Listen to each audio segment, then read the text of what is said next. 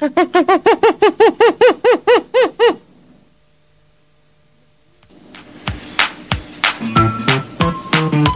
covered pavilion was built for the primates. The 4 open-air cages with height of 6-8 meters are designed for big monkeys. Other 4 cages with height of 4 meters for the middle and 6 cages for the little ones.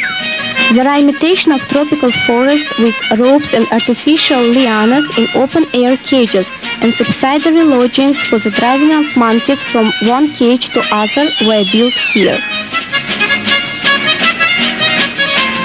Now the Tashkent Zoo has 40 animals of 20 species from both the old and the new worlds.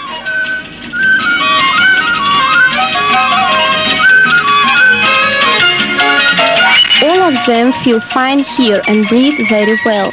For example, the Cebus apella, the old-timers of zoo, have been living 34 years here, while in natural conditions their life is not longer than 12-15 years. During last year, the zoo got a litter from Macaca sinica, Papio sphinx, Macaca fuscata, and Papio hamadryas.